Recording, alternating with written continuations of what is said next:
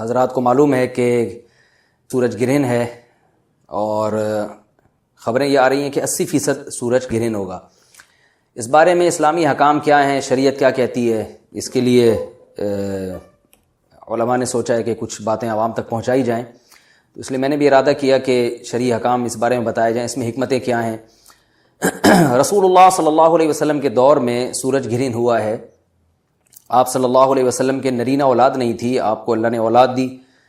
اور آپ کے بیٹے کی موت واقع ہوئی۔ یہ ایک بہت بڑا حادثہ تھا اس وقت،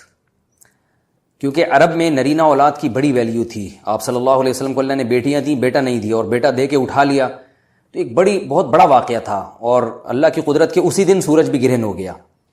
تو عرب یہ کہا کرتے تھے، زمانہ جاہلیت میں یہ بات مشہور تھی کہ کوئی بہت بڑا دنیا میں واقعہ ہوتا ہے تو سورج یا چاند گرہن ہو جاتے ہیں۔ اسی دن سورج بھی گرہن ہوا، تو یہ بات پھیل گئی کہ محمد صلی اللہ علیہ وسلم سید الانبیاء رسول اللہ صلی اللہ علیہ وسلم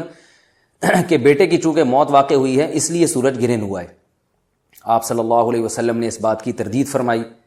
اور آپ نے فرمایا ان الشمس والقمر آیتان من آیات اللہ لا ينکسفان بموت احدہم، کہ سورج اور چاند اللہ کی نشانیوں میں سے ایک نشانی ہے، لا ينکسفان بموت احدہم حیاتہ، نہ تو یہ کسی کی موت کی وجہ سے گرہن ہوتے ہیں، نہ کسی کی زندگی کی وجہ سے، بل یخوف اللہ بہما عبادہ، اللہ ان کے ذریعے اپنے بندوں کو ڈراتے ہیں۔ یہ بخاری مسلم کی حدیث ہے،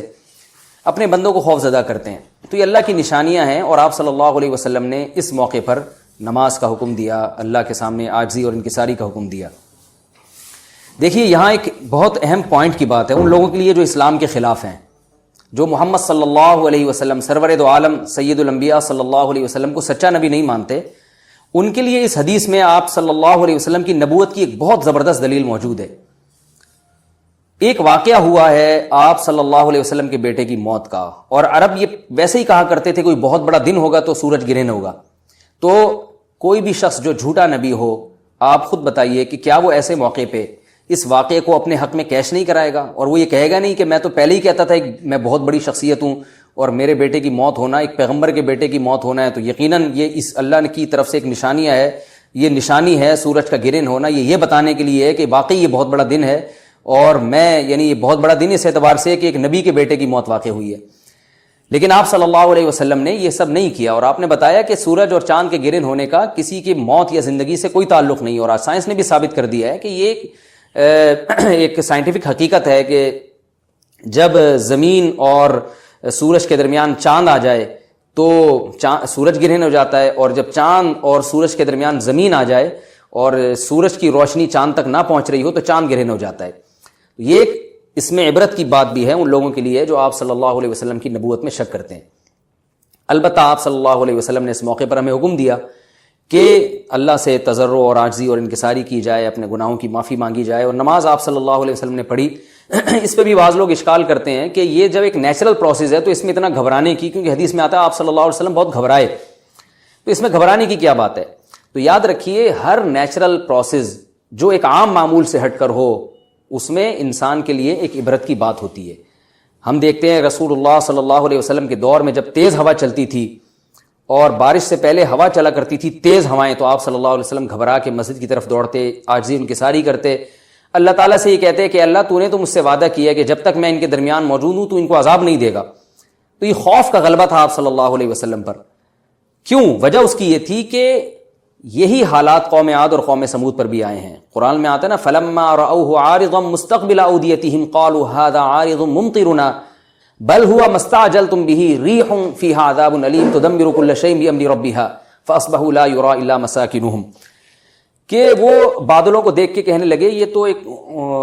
ایک معمول کے مطابق بادل ہیں جو برسیں گے اور بارش ہوگی۔ تو پیغمبر نے کیا کہا کہ یہ بارش نہیں ہے بلکہ یہ وہ عذاب ہے جس کی تم جلدی کیا کرتے تھے، اور اس میں ایک ایسی ہوا ہے جو اللہ کے حکم سے ہر چیز کو ہلاک کر دے گی۔ اور پھر ان پر ایک ہفتہ عذاب آیا، اور قرآن کہتا ہے کہ وہ ایسے پڑھ کے ہلاک ہو گئے کہ فَتَرَى الْقَوْمَ فِيهَا صَرْعَىٰ كَأَنَّهُمْ أَعْجَازُ نَخْلٍ خَاوِيَةٍ، اے مخاطب اگر تو ان کو دیکھتا تو ایسے لگتا کھجور کے تنے ہیں جو اوندھے پڑے ہوئے ہیں۔ تو ایسے ہوا نے ان کو تہس نہس کر دیا۔ تو یہ عام معمول سے ہٹ کے جب بھی اس کائنات میں کوئی تغیر آتا ہے تو وہ اللہ کی نشانیوں میں سے ایک سائنٹیفک حقیقت بھی ہے، اس کی ایک لاجک بھی ہے، لیکن اس کے ساتھ ساتھ اللہ کی نشانیوں میں سے ایک نشانی بھی ہے۔ اور ایسی نشانی ہے جس سے ہمیں ڈرنا چاہیے کہ اللہ تعالیٰ کو اختیار ہے، وہ جب چاہے سورج کی روشنی چھین لے، چاہے کسی بھی طرح سے چھینے۔ اور یہ بھی ایک سائنٹیفک حقیقت ہے جو آپ صلی اللہ علیہ وسلم کی نبوت پر جس نے ایک مہر لگا دی ہے کہ سورج اور چاند کا گرہن ہونا، اگرچہ ایک لاجک ہے کہ چاند سورج کے سامنے آ جائے تو سورج گرہن ہو جاتا ہے، لیکن اس بارے میں جو ہماری تحقیق ہے، جو سائنسدان کہتے ہیں کہ یہ وقت یعنی خطرے کا وقت ہوتا ہے، سورج سے ایسی خطرناک ریز نکلتی ہیں جو نقصان کا سبب بن سکتی ہیں، تبھی بعض حضرات سورج کی طرف دیکھنے سے بھی منع کرتے ہیں۔ اور یعنی نظام میں تھوڑی ایک عام نارمل روٹین سے ہٹ کے اس کائنات کا نظام چلتا ہے، تو اس لیے یہ اس کائنات کے لیے، زمین کے لیے ڈینجرس ہو سکتا ہے، اور جو گریوٹی اور جو کشش کا نظام ہے اس میں بھی خلل واقع ہوتا ہے۔ تو ایسا نہیں ہے کہ یہ بالکل ایک نارمل کنڈیشن ہوتی ہے اور اس کا کوئی نقصان ہی نہیں ہے، یہ بالکل غلط ہے، اس میں نقصان کا بہرحال خطرہ ہے، اور اس بات کا امکان موجود ہوتا ہے کہ قدرت انسانوں سے انتقام لے یا انسانوں کو نقصان پہنچائے۔ اور ویسے بھی جن کے دلوں میں اللہ کا خوف ہوتا ہے وہ تو ویسے ہی اللہ کے وہم من خشیتہ ہی، قرآن مجید میں اللہ تعالیٰ کے ارشاد ہے کہ مشرکین بار بار یہ سوال پوچھتے تھے قیامت کب آئے گی کب آئے گی، اللہ فرماتے ہیں لیکن جو مومنین ہیں ان کو اس سے غرض نہیں ہے کہ کب آئے گی، والذین آمنوا مشفقون منہا، وہ تو قیامت سے گھبراتے ہیں کہ پتہ نہیں ابھی نہ آ جائے۔ تو جس کے دل میں اللہ کا خوف ہوتا ہے اس کے زندگی گزارنے کا طریقہ کچھ اور ہوتا ہے، وہ بات بات پہ اللہ سے ڈرتا ہے، اس کو اللہ سے ڈرنے کا بہانہ چاہیے، اس کو توبہ کا بہانہ چاہیے۔ تو اس بحث میں پڑھنا کہ یہ تو ایک لاجیکلی ایک سورج کی روشنی غائب ہو جائے گی، وہ ٹھیک ہے، یہ سائنسدانوں کا شعبہ ہے کہ کیوں غائب ہو رہی ہے، ماہرین فلکیات کا شعبہ ہے، لیکن اہل ایمان کا جو کام ہے اس موقع پر، ان کا جو وظیفہ ہے وہ یہ کہیں کہ اللہ کی نشانیوں میں سے ایک نشانی ہے، اللہ اپنی قدرت دنیا میں دکھاتا ہے کہ میں یہ بھی کر سکتا ہوں چاہے کسی بھی طریقے سے کروں، تو ہمیں اس موقع پر بہرحال اللہ کے سامنے جھکنا چاہیے، اپنے گناہوں سے معافی مانگنی چاہیے، اور وہی عمل کرنا چاہیے جو رسول اللہ صلی اللہ علیہ وسلم نے ہمیں بتایا ہے۔ اور اس بارے میں جو توہمات پھیلے ہوئے ہیں اس سے بھی ہمیں اجتناب کرنا چاہیے، جیسے نبی صلی اللہ علیہ وسلم نے عربوں کے وہم کو دور کیا ہے، بھائی اس کا کسی کی موت اور زندگی سے کوئی تعلق نہیں ہے، تو اسی طرح آج کل لوگوں میں ایک سورج اور چاند گرہن ہونے کے بارے میں وہم بھی بہت ہے کہ پتہ نہیں کیا ہو جائے گا، حاملہ عورتیں نہ نکلیں، فلانا نہ کرے، فلانا خربوزہ نہ کھائے، اس موقع پر کسی نے تربوز کھا لیا تو یہ ہو جائے گا، الٹی الٹی باتیں پتہ نہیں کیا کیا مشہور ہیں، یہ خربوزے تربوز کی تو میں ویسے ہی مثال دے رہا ہوں۔ تو کوئی بھی چیز جب کہنی ہو تو پوری طرح سے اس کی ریسرچ کریں۔ مجھے نہیں پتا حاملہ عورت کو فائدہ ہوتا ہے نقصان ہوتا ہے سورج گرہن ہونے سے، لیکن اگر نقصان بھی ہوتا ہے تو اس کی کوئی مستند دلیل ہونی چاہیے آپ کے پاس، ایسے ہی سنی سنائی باتیں آگے نقل نہ کریں۔ تو بہرحال ہمیں جو کرنے کا کام ہے جو رسول اللہ صلی اللہ علیہ وسلم نے بتایا ہے وہ کام بخاری اور مسلم کی حدیث کے مطابق نماز ہے، انفرادی بھی ہے، جماعت سے بھی ہے، مستحب یہ ہے کہ جماعت سے نماز پڑھی جائے مسجد میں یا کسی بھی میدان میں، اور 2 رکعتیں امام پڑھائیں گے، اور اس میں سرن تلاوت بھی کر سکتے ہیں، جہری تلاوت بھی کر سکتے ہیں، دونوں رائے ہیں علماء کی۔ آج کل جہری کو اس لیے ترجیح دی جاتی ہے کہ صلاۃ کسوف میں جو رسول اللہ صلی اللہ علیہ وسلم کی سنت ہے وہ لمبی نماز ہے، تو لمبی نماز پڑھیں گے تو اگر آپ آہستہ آواز سے پڑھیں گے تو لوگوں کو تھکاوٹ کا احساس زیادہ ہوتا ہے، جہری پڑھیں گے تو تھکاوٹ کا احساس کم ہوتا ہے، تو اس لیے دونوں قولوں پہ فتویٰ دیا جاتا ہے۔ وہ ایک قول راجح ہے اور ایک میں آسانی ہے، تو آسانی اس قول میں ہے کہ جہری تلاوت کی جائے، اس میں لوگوں کو نماز میں کھڑا رہنا آسان ہوتا ہے، تو لمبی سے لمبی نماز پڑھی جائے، اس میں 2 رکعتیں پڑھی جائیں اور خوب طول دیا جائے اس کو، اور اتنا طول دینا کہ لوگوں کا خطرہ ہو کہ نماز ہی چھوڑ کے بھاگ جائیں گے، یہ بہرحال درست نہیں ہے، کیونکہ آپ صلی اللہ علیہ وسلم نے امام کو مقتدیوں کی رعایت کا حکم دیا ہے۔ اور کوئی جماعت سے نماز میں شریک نہیں ہو سکتا تو گھر میں نماز پڑھیں، انفرادی نماز پڑھیں، نماز نہیں پڑھ سکتے تو توبہ استغفار کریں۔ بہرحال یہ وقت جو ہے توبہ استغفار کا ہے، اپنے گناہوں سے معافی مانگنے کا ہے۔ اللہ تعالی ہم سب کو عمل کی توفیق عطا فرمائے۔ وما علینا کہ سورج اور چاند اللہ کی نشانیوں میں سے ایک نشانی ہے، لا ینکسفان بموت احدہم حیاتہ، نہ تو یہ کسی کی موت کی وجہ سے گرہن ہوتے ہیں نہ کسی کی زندگی کی وجہ سے، بل یخوف اللہ بہما عبادہ، اللہ ان کے ذریعے اپنے بندوں کو ڈراتے ہیں، یہ بخاری مسلم کی حدیث ہے، اپنے بندوں کو خوف زدہ کرتے ہیں۔ تو یہ اللہ کی نشانیاں ہیں، اور آپ صلی اللہ علیہ وسلم نے اس موقع پر نماز کا حکم دیا، اللہ کے سامنے عاجزی اور انکساری کا حکم دیا۔ دیکھیے یہاں ایک بہت اہم پوائنٹ کی بات ہے ان لوگوں کے لیے جو اسلام کے خلاف ہیں، جو محمد صلی اللہ علیہ وسلم سرور دو عالم سید الانبیاء صلی اللہ علیہ وسلم کو سچا نبی نہیں مانتے، ان کے لیے اس حدیث میں آپ صلی اللہ علیہ وسلم کی نبوت کی ایک بہت زبردست دلیل موجود ہے۔ ایک واقعہ ہوا ہے آپ صلی اللہ علیہ وسلم کے بیٹے کی موت کا، اور عرب یہ ویسے ہی کہا کرتے تھے کوئی بہت بڑا دن ہوگا تو سورج گرہن ہوگا، تو کوئی بھی شخص جو جھوٹا نبی ہو آپ خود بتائیے کہ کیا وہ ایسے موقع پہ اس واقعے کو اپنے حق میں کیش نہیں کرائے گا، اور وہ یہ کہے گا نہیں کہ میں تو پہلے ہی کہتا تھا میں بہت بڑی شخصیت ہوں اور میرے بیٹے کی موت ہونا، ایک پیغمبر کے بیٹے کی موت ہونا ہے تو یقیناً یہ اس اللہ کی طرف سے ایک نشانیاں ہے، یہ نشانی ہے سورج کا گرہن ہونا، یہ بتانے کے لیے ہے کہ واقعی یہ بہت بڑا دن ہے، اور میں یعنی یہ بہت بڑا دن اس اعتبار سے کہ ایک نبی کے بیٹے کی موت واقع ہوئی ہے۔ لیکن آپ صلی اللہ علیہ وسلم نے یہ سب نہیں کیا، اور آپ نے بتایا کہ سورج اور چاند کے گرہن ہونے کا کسی کی موت یا زندگی سے کوئی تعلق نہیں، اور سائنس نے بھی ثابت کر دیا ہے کہ یہ ایک سائنٹیفک حقیقت ہے کہ جب زمین اور سورج کے درمیان چاند آ جائے تو سورج گرہن ہو جاتا ہے، اور جب چاند اور سورج کے درمیان زمین آ جائے اور سورج کی روشنی چاند تک نہ پہنچ رہی ہو تو چاند گرہن ہو جاتا ہے۔ تو یہ اس میں عبرت کی بات بھی ہے ان لوگوں کے لیے جو آپ صلی اللہ علیہ وسلم کی نبوت میں شک کرتے ہیں۔ البتہ آپ صلی اللہ علیہ وسلم نے اس موقع پر ہمیں حکم دیا کہ اللہ سے تضرع اور عاجزی اور انکساری کی جائے، اپنے گناہوں کی معافی مانگی جائے، اور نماز آپ صلی اللہ علیہ وسلم نے پڑھی۔ اس پہ بھی بعض لوگ اشکال کرتے ہیں کہ یہ جب ایک نیچرل پروسیس ہے تو اس میں اتنا گھبرانے کی، کیونکہ حدیث میں آتا ہے آپ صلی اللہ علیہ وسلم بہت گھبرائے، تو اس میں گھبرانے کی کیا بات ہے؟ تو یاد رکھیے ہر نیچرل پروسیس جو ایک عام معمول سے ہٹ کر ہو اس میں انسان کے لیے ایک عبرت کی بات ہوتی ہے۔ ہم دیکھتے ہیں رسول اللہ صلی اللہ علیہ وسلم کے دور میں جب تیز ہوا چلتی تھی اور بارش سے پہلے ہوا چلا کرتی تھی تیز ہوائیں، تو آپ صلی اللہ علیہ وسلم گھبرا کے مسجد کی طرف دوڑتے، عاجزی انکساری کرتے، اللہ تعالیٰ سے یہ کہتے کہ اللہ تو نے تو مجھ سے وعدہ کیا ہے کہ جب تک میں ان کے درمیان موجود ہوں تو ان کو عذاب نہیں دے گا۔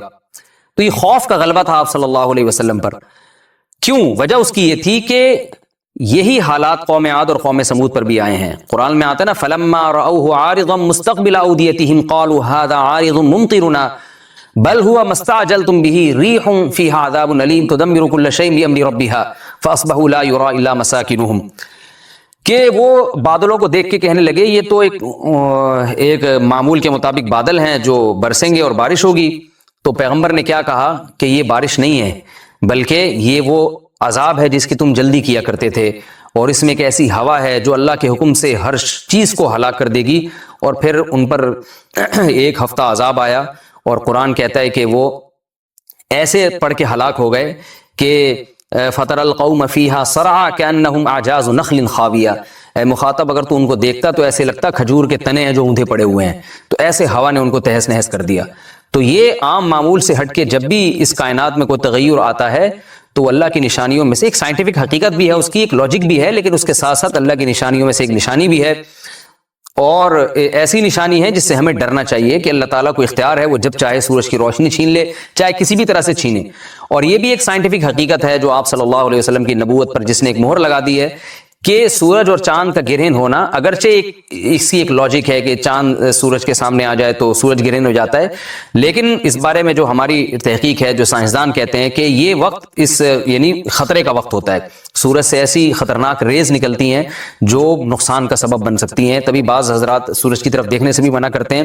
اور یعنی نظام میں تھوڑی ایک عام نارمل روٹین سے ہٹ کے اس کائنات کا نظام چلتا ہے، تو اس لیے یہ اس کائنات کے لیے، زمین کے لیے ڈینجرس ہو سکتا ہے، اور جو گریوٹی اور جو کشش کا نظام ہے اس میں بھی خلل واقع ہوتا ہے۔ تو ایسا نہیں ہے کہ یہ بالکل ایک نارمل کنڈیشن ہوتی ہے اور اس کا کوئی نقصان ہی نہیں ہے، یہ بالکل غلط ہے، اس میں نقصان کا بہرحال خطرہ ہے، اور اس بات کا امکان موجود ہوتا ہے کہ قدرت انسانوں سے انتقام لے یا انسانوں کو نقصان پہنچائے۔ اور ویسے بھی جن کے دلوں میں اللہ کا خوف ہوتا ہے وہ تو ویسے ہی اللہ کے وَهُم مِّن خَشْيَتِهِ، قرآن مجید میں اللہ تعالیٰ کے ارشاد ہے کہ مشرکین بار بار یہ سوال پوچھتے تھے قیامت کب آئے گی کب آئے گی، اللہ فرماتے لیکن جو مومنین ہیں ان کو اس سے غرض نہیں ہے کہ کب آئے گی، وَالَّذِينَ آمَنُوا مُشْفِقُونَ مِنْهَا، وہ تو قیامت سے گھبراتے ہیں کہ پتہ نہیں ابھی نہ آ جائے۔ تو جس کے دل میں اللہ کا خوف ہوتا ہے اس کے زندگی گزارنے کا طریقہ کچھ اور ہوتا ہے، وہ بات بات پہ اللہ سے ڈرتا ہے، اس کو اللہ سے ڈرنے کا بہانہ چاہیے، اس کو توبہ کا بہانہ چاہیے۔ تو اس بحث میں پڑھنا کہ یہ تو ایک لاجیکلی ایک